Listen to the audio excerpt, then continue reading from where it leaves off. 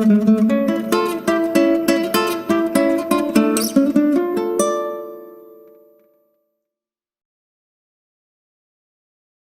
Students, আশা করি তোমরা সবাই খুব ভালো আছো। আজকের ক্লাসে আমরা ক্লাস 12 এর বায়োটেকনোলজি অ্যান্ড ইটস অ্যাপ্লিকেশন অর্থাৎ জৈব প্রযুক্তিবিদ্যা এবং এর প্রয়োগ এই চ্যাপ্টারটা সম্বন্ধে আলোচনা করব, যেটা আমাদের পড়া হচ্ছিল। আজকের ক্লাসে আমরা পড়বো সেটা হচ্ছে পুনর্যোজিত ডিএনএ প্রযুক্তিতে ব্যবহৃত উপকরণ সমূহ অর্থাৎ ingredients or tools used in recombinant DNA technology. Recombinant DNA কাকে বলে, রিকম্বিনেন্ট ডিএনএ টেকনোলজি কাকে বলে, এগুলো আমরা আগের ক্লাসে আলোচনা করেছিলাম। আজকে আমরা এই রিকম্বিনেন্ট ডিএনএ টেকনোলজিতে কি কি উপকরণ বা টুলস গুলো লাগছে সেগুলো সম্বন্ধে মেনলি আলোচনা করব। এখান থেকে কিছু শর্ট কোয়েশ্চেন আসে, যেগুলো আসে সেগুলো আমি তোমাদের বলে দেবো। এই যে পেজটা ছবি এখানে দেখতে পাচ্ছ, এটা হচ্ছে সাতটা পাবলিকেশনের বই থেকে নেওয়া। তো যাদের কাছে তোমাদের সাতটা পাবলিকেশনের বই আছে তারা এটার সাথে মিলিয়ে নিতে পারবে। তো শুরু করা যাক আজকের ক্লাসটা। পুনর্যোজিত ডিএনএ প্রযুক্তি অর্থাৎ রিকম্বিনেন্ট ডিএনএ টেকনোলজি যথেষ্ট সাফল্যের পিছনে কতগুলি উপাদানের আবিষ্কার বিশেষভাবে উল্লেখযোগ্য। এই উপাদানগুলিকে এক কথায় বলা যায় এই প্রযুক্তির সহায়ক যন্ত্রপাতি, অর্থাৎ কিছু যন্ত্রপাতি বা টুলসের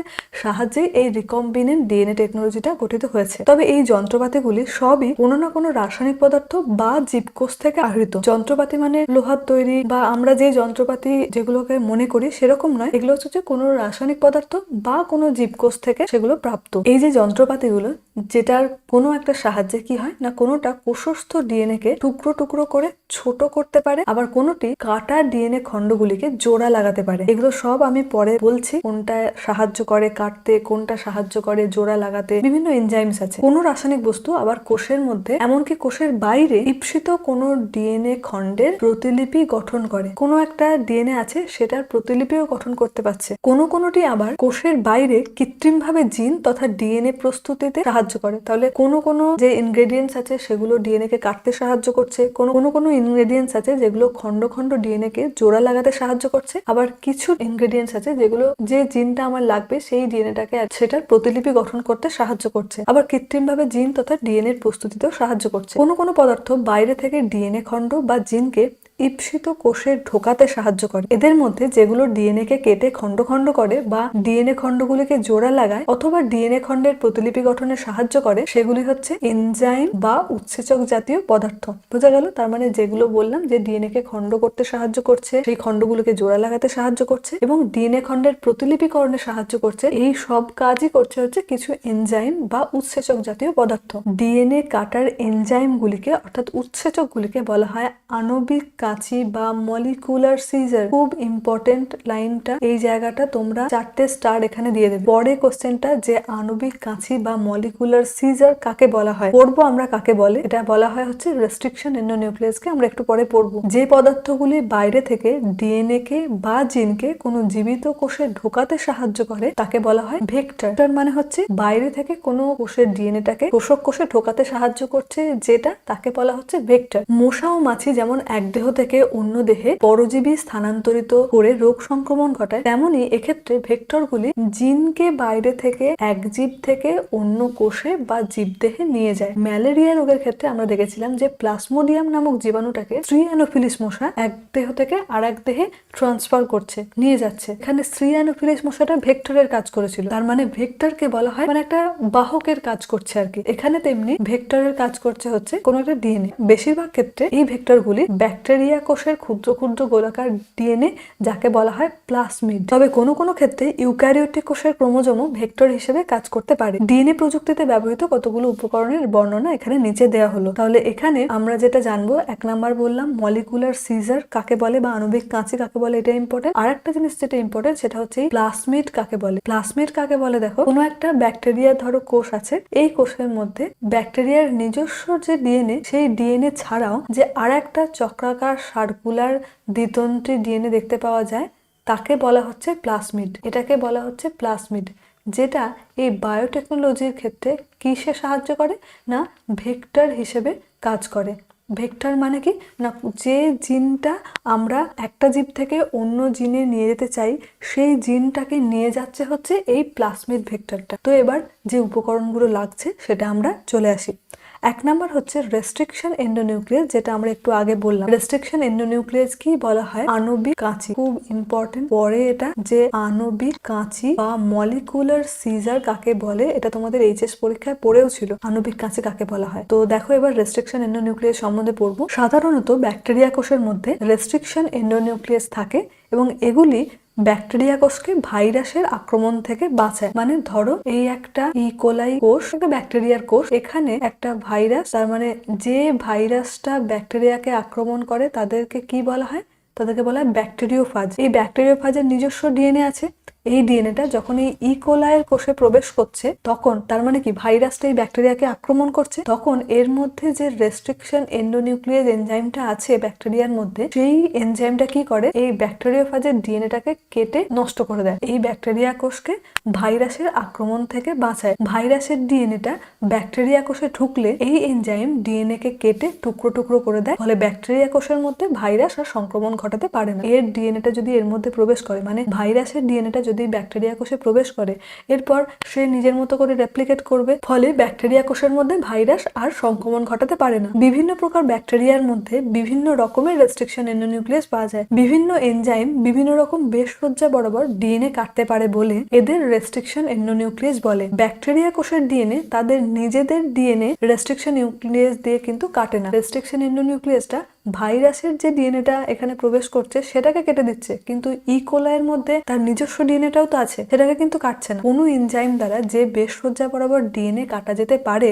ব্যাকটেরিয়া কোষের ডিএনএ সেই অঞ্চলের বেশগুলি মিথাইল গ্রুপযুক্ত থাকে। এই রেস্ট্রিকশন এন্ডোনিউক্লিয়াসটা এই মিথাইল গ্রুপগুলোকে আর কি আইডেন্টিফাই করতে পারে। ব্যাকটেরিয়ার ডিএনএটাকে এটা কাটতে পারে না। ভাইরাসের ডিএনএটাকে কেটে নষ্ট করে দেয়, ব্যাকটেরিয়াটাকে ভাইরাসের আক্রমণ থেকে রক্ষা করে। বিভিন্ন প্রজাতির ব্যাকটেরিয়া থেকে প্রায় 2500 রকম রেস্ট্রিকশন এন্ডোনিউক্লিয়াস পাওয়া গেছে। Arber Werner, Hamilton Smith, Daniel Nathans restriction endonuclease আবিষ্কার করেন। তাহলে রেস্ট্রিকশন এন্ডোনিউক্লিয়াস আবিষ্কার করেন কোন কোন বিজ্ঞানী? আরবার ওয়ার্নার, হ্যামিল্টন স্মিথ এবং ড্যানিয়েল নাদার, এই তিনজন বিজ্ঞানী, এবং এই জন্য তারা 1978 সালে নোবেল পুরস্কারে ভূষিত হন। তাহলে রেস্ট্রিকশন এন্ডোনিউক্লিয়াস থেকে ইম্পর্টেন্ট জিনিস যেটা, সেটা হচ্ছে এটাকে আণবিক কাঁচি বলা হয়। এক নাম্বার, কোনো একটা ব্যাকটেরিয়া কোষকে যদি ভাইরাস আক্রমণ করে, এই ভাইরাসের যে ডিএনএটা আছে সেই ডিএনএটাকে রেস্ট্রিকশন এন্ডোনিউক্লিয়াস সেটাকে টুকরো টুকরো করে কেটে সেই ডিএনএটাকে নষ্ট করে দেয়। ব্যাকটেরিয়ার নিজের ডিএনএটাকে নষ্ট করতে পারে না। কেন না? সেই ব্যাকটেরিয়ার নিজের ডিএনএ মিথাইল গ্রুপ থাকে, যেটাকে ওই রেস্ট্রিকশন এন্ডোনিউক্লিয়াস আইডেন্টিফাই করতে পারে না। ব্যাকটেরিয়ার নিজের ডিএনএটাকে নষ্ট করতে পারছে না, কিন্তু ভাইরাসের ডিএনএটাকে নষ্ট করে ব্যাকটেরিয়াকে ভাইরাসের সংক্রমণ থেকে রক্ষা করতে পারে। এই হচ্ছে রেস্ট্রিকশন এন্ডোনিউক্লিয়াস থেকে তোমাদের পড়তে হবে। এবং আরেকটা যেটা, এই আরবান ওয়ার্নার, হ্যামিল্টন স্মিথ এবং ড্যানিয়েল নাদার এই রেস্ট্রিকশন এন্ডোনিউক্লিয়াস আবিষ্কার করে। এই কয়েকটা জিনিস তোমরা পড়ো। নেক্সট আমরা পড়বো ডিএনএ লাইগেজ সম্বন্ধে। রেস্ট্রিকশন এন্ডোনিউক্লিয়াস দিয়ে কাটা ডিএনএ খণ্ডকে জোড়া লাগাতে সাহায্য করে এই উৎসেচকটি, অর্থাৎ ডিএনএ লাইগেজ। ডিএনএ লাইগেজকে বলা হয় কি না আণবিক আঠা। আঠার সাহায্যে কি হয়? জোড়া লাগাতে সাহায্য করে, কোনো ভাঙা জিনিস জোড়া লাগাতে সাহায্য করে। কোনো ডিএনএ কে যদি খন্ড খন্ড করে কেটে দেয়, এই ডিএনএ গুলোকে জোড়া লাগাতে সাহায্য করছে হচ্ছে ডিএনএ লাইগেজ। এটি কেটে যাওয়া সুগার ফসফেট কাঠামোতে জোড়া লাগায়। তাহলে এই ডিএনএ লাইগেজ এনজাইমটা কোন বন্ধনে সৃষ্টি করে এই জোড়া লাগাতে সাহায্য করে? এটা হচ্ছে ফসফোডাইএস্টার বন্ধনী সৃষ্টি করে দিয়ে জোড়া লাগায় ডিএনএ গুলো। নেক্সট আমরা চলে আসি ডিএনএ পলিমারেজ সম্বন্ধে। পরিকল্পনা মতো ডিএনএ সংশ্লেষণের জন্য ডিএনএ পলিমারেজ ব্যবহৃত হয়। সাধারণত ইকোলাই কোষের ডিএনএ পলিমারেজই এই কাজে ব্যবহৃত হয়।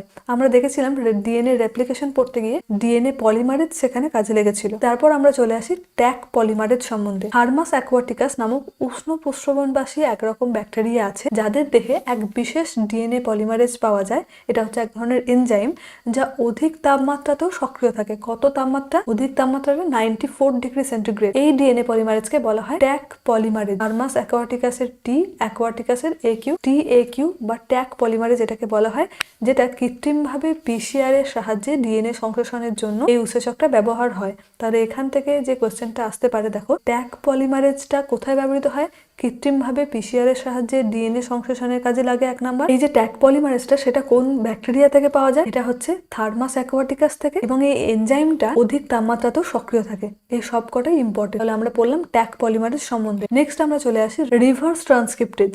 রিভার্স মানে হচ্ছে বিপরীত। এটি এক প্রকার আরএনএ নির্ভর ডিএনএ পলিমারেজ। আরএনএ নির্ভর ডিএনএ পলিমারেজ কেন বললাম? অর্থাৎ উৎসেচকটি আরএনএ এর উপর ভিত্তি করে, আরএনএ নির্ভর মানে আরএনএ ডিপেন্ডেন্ট মানে আরএনএ এর উপর নির্ভর করে, আরএনএ এর উপর ভিত্তি করে ডিএনএ উৎপাদন করতে পারে। রেট্রোভাইরাসদের মধ্যে এই উৎসেচক পাওয়া যায়। জিন প্রযুক্তিতে এমআরএনএ থেকে কোনো জিন বা সিডিএনএ প্রস্তুতিতে এই উৎসেচকটি ব্যবহৃত হয়। আমরা জানি ডিএনএ থেকে ডিএনএ তৈরির প্রক্রিয়াকে বলা হয় রেপ্লিকেশন, ডিএনএ থেকে আরএনএ তৈরির প্রক্রিয়াকে বলা হয় ট্রান্সক্রিপশন এবং আরএনএ থেকে প্রোটিন তৈরির প্রক্রিয়াকে বলা হয় ট্রান্সলেশন। ওকে, তো এবার দেখো ডিএনএ থেকে আরএনএ তৈরি হয় ট্রান্সক্রিপশন। আরএনএ থেকে যখন ডিএনএ তৈরি হয় সেটাকে বলা হয় রিভার্স ট্রান্সক্রিপশন। মানে রিভার্স মানে বিপরীত। মেনলি এটা হয় এইভাবে, ডিএনএ থেকে আরএনএকে ট্রান্সক্রিপশন, আরএনএ থেকে ডিএনএ যখন হচ্ছে তখন তাকে বলা হচ্ছে রিভার্স, REVERAC, রিভার্স ট্রান্সক্রিপশন। এটা হচ্ছে পদ্ধতিটার নাম। তো এই পদ্ধতিটাতে যে এনজাইমটা বা উৎসেচকটা লাগছে তাকে বলা হচ্ছে রিভার্স ট্রান্সক্রিপ্টেজ। এবং এই আরএনএ থেকে যে ডিএনএটা তৈরি হয় সেই ডিএনএটা হচ্ছে সিডিএনএ। এটা হচ্ছে সিডিএনএ। এরপর আমরা দেখব ভেক্টর সম্বন্ধে। কোনো গ্রাহক কোষে বাইরে থেকে ডিএনএ ঢোকানোর জন্য ভেক্টর ব্যবহার করা হয়। তাহলে কি বললাম, যে ধরো কোনো একটা কোষ, এই কোষের যে জিনটা আছে সেই জিনটাকে পাঠাতে হবে অন্য একটা কোষে, ঠিক আছে? এই কোষটার মতো উন্নত মানের কোষ করতে চাই এই কোষটাকে, তাহলে এর জিনটাকে এখানে ঢোকাতে হবে। কি করে ঢোকাবো? তার জন্য একটা ভেক্টর বা বাহকের দরকার হয়। সেই বাহকটাকেই বলা হচ্ছে ভেক্টর। যে বাহকের সাহায্যে এই জিনটা আর কি, এই কোষের জিনটা এই কোষে ট্রান্সফার করা যায় তাকে বলা হচ্ছে ভেক্টর, ঠিক আছে? এই যে কোষটা আছে এর জিনটাকে, এটা ধরো ভেক্টর ডিএনএ আমি বলেছিলাম। ভেক্টর মানে হচ্ছে একটা স্বনির্ভর প্রতিলিপিকরণ যুক্ত একটা ডিএনএর অংশ। তো এই ভেক্টর ডিএনএ এটাকেও এখানে এইভাবে যুক্ত করে দেওয়া হচ্ছে, দিয়ে এটা হচ্ছে রিকম্বিনেন্ট, নতুন ডিএনএ তৈরি হলো, দিয়ে এটাকে ট্রান্সফার করা হচ্ছে এটার মধ্যে, এরকম এরকম এইভাবে ডিএনএটাকে ট্রান্সফার করা হচ্ছে রিকম্বিনেন্ট ডিএনএটাকে। তাহলে এরপর এই ডিএনএটা এর মধ্যে থেকে এরকম অনেক এর ক্লোন তৈরি করতে পারবে। এবার আমরা চলে আসি ভেক্টর কাকে বলে। কোনো গ্রাহক কোষে বাইরে থেকে ডিএনএ ঢোকানোর জন্য ভেক্টর ব্যবহার করা হয়। ভেক্টরটা কি? আসলে স্বনির্ভর প্রতিলিপিকরণের ক্ষমতাযুক্ত এক প্রকারের ডিএনএ। এই যে এক প্রকারের ডিএনএ যেটা নিজের রেপ্লিকেশন করার ক্ষমতা আছে, যেটা বাইরের কোনো ডিএনএর সঙ্গে জোড়া লাগতে পারে। এই যে এই কোষের জিনটার সঙ্গে জোড়া লাগতে পারে তাকে বলা হচ্ছে ভেক্টর। ভেক্টর মাধ্যমে ঈপ্সিত কোনো জিনকে পোষক কোষে ঢুকিয়ে তার অনেক প্রতিলিপি তৈরি করা যায় বলে একে বলা হচ্ছে ক্লোনিং ভেক্টর। ক্লোন করা মানে কি? ক্লোন করা মানে হচ্ছে যে একটা জিনিসের অনেকগুলো কপি করা, ক্লোন করা বলা হয়। তো এই যে এই ভেক্টরের সঙ্গে যে ডিএনএটা যোগ করা হলো, যে রিকম্বিনেন্ট ডিএনএ তৈরি করা হয়েছে, সেই রিকম্বিনেন্ট ডিএনএটাকে যদি অন্য একটা কোষের মধ্যে ঢুকিয়ে দেওয়া হয় তাহলে এই যে ভেক্টরটা নিজের প্রতিলিপিকরণের ক্ষমতাযুক্ত, তাহলে এই ডিএনএটা অনেকগুলো কপি তৈরি করছে, অর্থাৎ এটাকে বলা হচ্ছে ক্লোনিং ভেক্টর। এটা তো ভেক্টর ছিল, তাহলে সেজন্য এটাকে বলা হচ্ছে ক্লোনিং ভেক্টর। তাহলে রিকম্বিনেন্ট ডিএনএ টেকনোলজিতে যে ইনগ্রেডিয়েন্টস বা টুলসগুলো লাগে সেগুলোর মধ্যে 1 নাম্বার হচ্ছে রেস্ট্রিকশন এন্ডোনিউক্লিয়াস, 2 নাম্বার হচ্ছে ডিএনএ লাইগেজ, 3 নাম্বার হচ্ছে ট্যাগ পলিমারেজ, 4 নাম্বার হচ্ছে রিভার্স ট্রান্সক্রিপ্টেজ, 5 নাম্বার হচ্ছে ডিএনএ পলিমারেজ এবং 6 নাম্বার হচ্ছে ভেক্টর। এগুলোর সাহায্য ছাড়া কিন্তু রিকম্বিনেন্ট ডিএনএ টেকনোলজি সম্ভব নয়। তাই এগুলোকেই বলা হয় রিকম্বিনেন্ট ডিএনএ টেকনোলজির ইনগ্রেডিয়েন্টস বা টুল। তাহলে আমরা ভেক্টর কাকে বলে আগে দেখেছি, তারপর আমরা পড়েছি ক্লোনিং ভেক্টর কাকে বলে। এবার আমরা দেখব যে জিন প্রযুক্তিতে ব্যবহৃত ক্লোনিং ভেক্টরগুলো কি কি সেগুলো সম্বন্ধে আলোচনা করব। ক্লোনিং ভেক্টরগুলো মানে যার সাহায্যে কোনো একটা জিন অন্য একটা কোষ থেকে অন্য একটা কোষে ট্রান্সফার হয়, সেই ভেক্টরগুলোর নাম হচ্ছে 1 number plasmid, 2 number cosmid, 3 number bacteriophage, 4 number হচ্ছে কৃত্রিম ক্রোমোজোম। প্রথমেই আমরা চলে আসি প্লাসমিড সম্বন্ধে। প্লাসমিড কাকে বলে আমরা আমি বললাম যে ব্যাকটেরিয়া কোষে নিজস্ব জিনোম ছাড়াও অতিরিক্ত যে ক্ষুদ্র বলয়াকার ডিএনএ থাকে তাকে বলা হচ্ছে প্লাসমিড। অর্থাৎ এটা হচ্ছে একটা ব্যাকটেরিয়া কোষ, এই ব্যাকটেরিয়া কোষের নিজস্ব যে ডিএনএ থাকে সেই ডিএনএটা আছে। এটা ছাড়াও যে অতিরিক্ত যে ডিএনএটা থাকে যেটা হচ্ছে দ্বিতন্ত্রী এবং চক্রাকার ডিএনএ এবং দ্বিতন্ত্রী ডিএনএ, তাকে বলা হচ্ছে, এইটাকে বলা হচ্ছে প্লাসমিড। ওকে, এই প্লাজমিডগুলো কি কি, যেমন প্লাজমিডের উদাহরণ এখানে দেওয়া আছে দেখো, একটা হচ্ছে PBr322 এবং PUC19। নেক্সট ক্লাসে আমরা এইগুলোর গঠন সম্বন্ধে আলোচনা করব, কারণ এখান থেকেও শর্ট কোয়েশ্চেন আসে। নেক্সট আমরা চলে আসি কসমিড কাকে বলে। ল্যামডা ব্যাকটেরিওফাজের ডিএনএ ও প্লাজমিড ডিএনএ একত্রিত করে কসমিড তৈরি করা হয়। ল্যামডা ব্যাকটেরিওফাজ মানে হচ্ছে যে সমস্ত ভাইরাসগুলো ব্যাকটেরিয়াকে আক্রমণ করছে তাদেরকে বলা হচ্ছে ব্যাকটেরিওফাজ। ল্যামডা ব্যাকটেরিওফাজ হচ্ছে একটা ব্যাকটেরিওফাজের উদাহরণ। তো সেই ব্যাকটেরিওফাজের ডিএনএকে এবং প্লাজমিডকে একত্রিত করে কসমিড তৈরি করা হয়। এটি ব্যাকটেরিওফাজ এবং প্লাজমিড উভয়ের ধর্মই প্রকাশ করে। ইকোলাই কোষে জিন ক্লোনিংয়ের জন্য এটি বেশ ভালো ভেক্টর। ইকোলাই কোষে যখন জিনের ক্লোনিং করা হয় আর কি, মানে একটা জিন থেকে অনেকগুলো তার ক্লোন তৈরি করা হয়। এখানে কসমিডের এক্সাম্পল দেওয়া আছে দেখো, PLR5 হচ্ছে কসমিডের উদাহরণ। পড়তেই পারে কসমিড কাকে বলে, কসমিডের একটি উদাহরণ দাও। তাড়াতাড়ি ক্লোনিং ঘটানোর জন্য বেশ বড় আকারের ডিএনএ কোষে ঢোকাতে গেলে এটি ভালো কাজ করে। তাহলে আমরা বললাম প্লাজমিড কাকে বলে, আমরা বললাম কসমিড কাকে বলে, এগুলো সবই হচ্ছে ক্লোনিং ভেক্টরের উদাহরণ। ব্যাকটেরিয়াদের যেসব ভাইরাস আক্রমণ করে তাদের বলা হচ্ছে ব্যাকটেরিওফাজ, একটু আগেই বলেছি, যার উদাহরণ হচ্ছে ল্যামডাফাজ আর হচ্ছে M13। আর বললাম ল্যামডাফাজের যে ডিএনএ সেটার সঙ্গে যদি প্লাজমিডের ডিএনএটাকে একত্রিত করা হয় তাহলেই তৈরি হয় কসমিড। নেক্সট আমরা দেখব কৃত্রিম ক্রোমোজোম তৈরি করা গেছে যেগুলো জিন ক্লোনিং এর কাজে ব্যবহার করা হয়। যেমন হচ্ছে একটা BAC এবং 2 নম্বর হচ্ছে YAC। BAC এর ফুল ফর্ম হচ্ছে ব্যাকটেরিয়াল আর্টিফিশিয়াল ক্রোমোজোম, আর YAC এর ফুল ফর্ম হচ্ছে ইস্ট আর্টিফিশিয়াল ক্রোমোজোম। তাহলে এইটুকু অংশ থেকে যেটা পড়তে পারে সেটা হচ্ছে প্লাজমিড কাকে বলে, এখান থেকে পড়তে পারে ভেক্টর কাকে বলে, ক্লোনিং ভেক্টর কাকে বলে, এটা 2016-তে এসেছিল। সবকটাই এখানে ইম্পর্টেন্ট, সবগুলোই খুব ভালো করে তোমরা দেখে নিও। যদি বুঝতে না পারো অবশ্যই আমাকে জানিও। এরপর আমরা দেখব যে জিন থেরাপি কাকে বলে। জিন থেরাপি কাকে বলে দেখো, যে জিনগত ত্রুটির কারণে কোনো রোগ সৃষ্টি হলে। জিন কাকে বলে আমরা জানি যে কোনো একটা ডিএনএর একটু পার্টকে বলা হচ্ছে জিন। তাহলে কোনো একটা কোষে ধরো যে ডিএনএটা আছে তার একটা পার্ট যদি রোগযুক্ত হয়, সেই জিনটাকে সরিয়ে ত্রুটিমুক্ত জিন সেখানে প্রবেশ করিয়ে ওই কোষটাকে ঠিকঠাক করা যায় আর কি।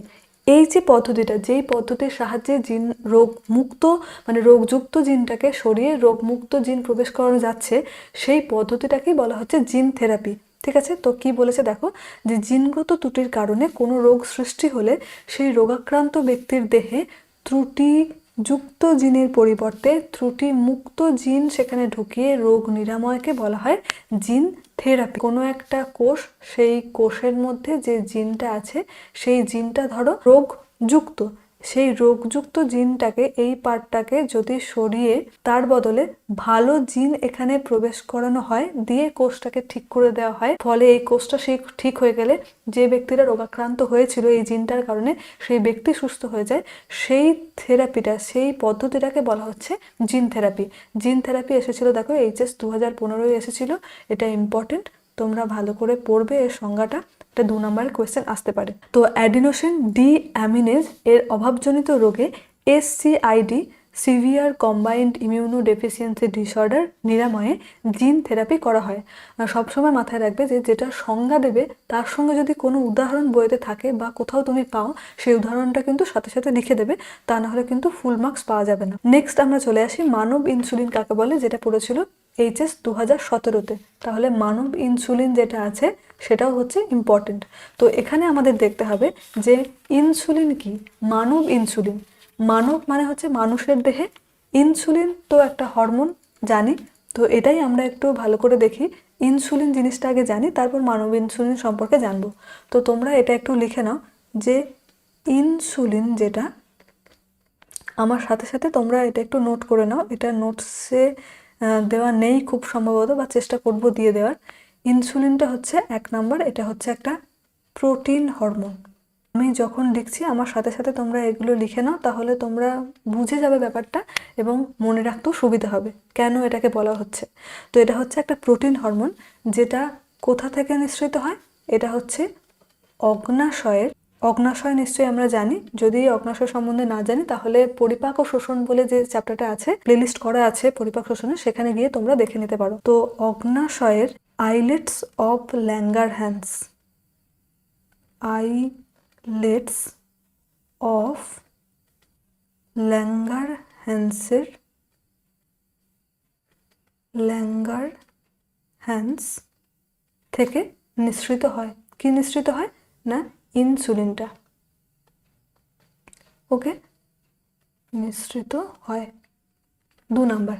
এখান থেকে 3 নাম্বার যেটা জানবো সেটা হচ্ছে এই ইনসুলিন হরমোনটার কাজ কি। রক্তে যখন গ্লুকোজের মাত্রাটা বেড়ে যায় তখন সেই অতিরিক্ত গ্লুকোজটাকে এই ইনসুলিন যকৃৎ এবং পেশিকোষে সঞ্চিত করে, দিয়ে এই গ্লুকোজের পরিমাণটাকে আর কি নিয়ন্ত্রণ করে। তো এই ইনসুলিন হরমোনটা যেটা এই অতিরিক্ত গ্লুকোজকে যকৃৎ এবং পেশিকোষে সঞ্চিত করে এই মধুমেহ রোগটা থেকে মানুষকে বাঁচাচ্ছে, সেই ইনসুলিনটা যদি অগ্নাশয়ের আইলেটস অফ ল্যাঙ্গারহ্যান্স থেকে ঠিকমতো নিঃসৃত না হয়, তখন ইনসুলিন মানুষ পাবে কোথা থেকে? তখন এই বায়োটেকনোলজি প্রযুক্তির সাহায্যে তৈরি করা হয় মানব ইনসুলিন। কিভাবে না জৈব প্রযুক্তিবিদ্যার দ্বারা প্রস্তুতিকৃত যে কৃত্রিম ইনসুলিন তৈরি করা হয়, কৃত্রিম ইনসুলিন হরমোন, তাকে বলা হচ্ছে মানব ইনসুলিন বা হিউমিউলিন। তাহলে এই যে মানব ইনসুলিনটা তৈরি করা হয় সেটা হচ্ছে কম ব্যয় সাপেক্ষ এবং এটা সহজেই যাতে মানুষ নিতে পারে এবং তার সাহায্যে এই ইনসুলিনটা নিয়ে মানুষ যে মৃত্যুর মুখে পতিত হতে পারতো ইনসুলিনের অভাবে, সেটা থেকে রক্ষা পায়। তাহলে আজকের ক্লাসে আমরা রিকম্বিনেন্ট ডিএনএ টেকনোলজিতে যে ইনগ্রেডিয়েন্টসগুলো ব্যবহৃত হয় সেগুলো সম্বন্ধে পড়লাম। আমরা পড়লাম ভেক্টর কাকে বলে, ক্লোনিং ভেক্টর কাকে বলে, এবং ক্লোনিং ভেক্টরের মধ্যে যেগুলো পড়ছে অর্থাৎ প্লাসমিড, কসমিড, মানে যে কৃত্রিম ক্রোমোজোম আছে সেগুলো সম্বন্ধে আজকের ক্লাসে আমি আলোচনা করলাম, এবং পড়লাম জিন থেরাপি এবং মানব ইনসুলিন সম্বন্ধে। মোটামুটি আমাদের বায়োটেকনোলজি চ্যাপ্টার শেষ হতে চললো। আর একটা ক্লাসে আমরা এখান থেকে কি কি কোয়েশ্চেন আসতে পারে, এমসিকিউ বা ওয়ার্ড কোয়েশ্চেন, সেগুলো সম্বন্ধে আলোচনা করব। তাহলেই আমাদের এই চ্যাপ্টারটা শেষ হয়ে যাবে। নেক্সট আমরা নতুন কোনো একটা চ্যাপ্টার নিয়ে আলোচনা করব পরের ক্লাসে। তো দেখা হবে পরের ক্লাসে। ততদিন তোমরা সবাই খুব ভালো থেকো।